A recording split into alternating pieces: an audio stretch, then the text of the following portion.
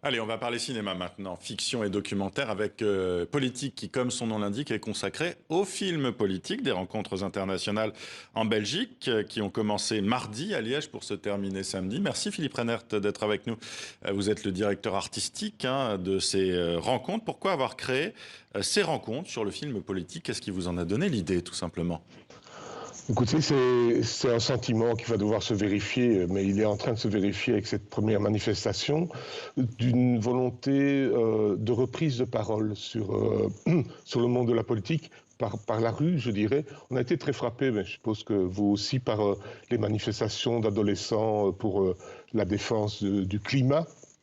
Et ben voilà, donc avec des amis liégeois d'un mouvement d'éducation permanente qui s'appelle Présence et Action culturelle, on s'est dit pourquoi ne pas planter un drapeau qui annonce clairement la couleur politique, ça ne peut pas être plus clair, et montrer des films qui nous aident peut-être à réduire ce fossé entre les citoyens et les hommes politiques.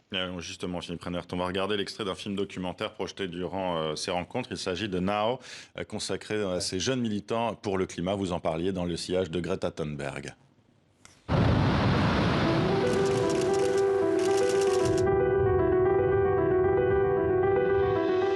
You only talk about moving forward with the same bad ideas that got us into this mess.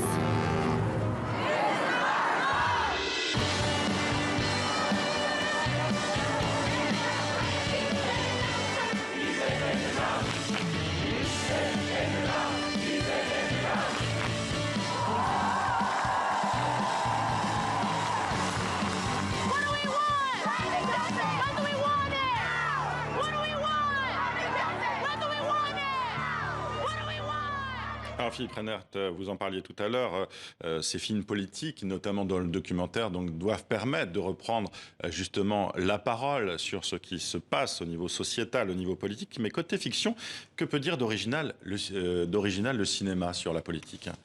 Vous seriez étonné, parce que on a une volonté de programmer effectivement du documentaire, de la fiction, mais en fiction, finalement, j'ai eu l'embarras du choix en tant que sélectionneur pour les films. Alors on a ouvert mardi avec un film qui est inspiré d'une affaire qui a fait beaucoup de bruit en Belgique, où un homme politique a été accusé du meurtre de sa compagne et a été arrêté de manière un peu absurde.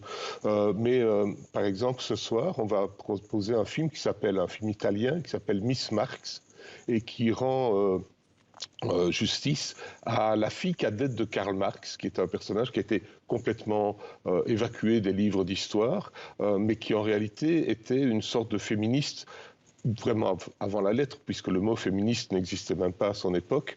Et voilà, ce sont des exemples, des personnages qu'on veut remettre en lumière parce qu'on pense qu'ils peuvent servir de nouveaux modèles pour tous ces jeunes gens, ces jeunes femmes qui aujourd'hui cherchent à se repositionner et à ne pas laisser finalement la politique aux politiciens.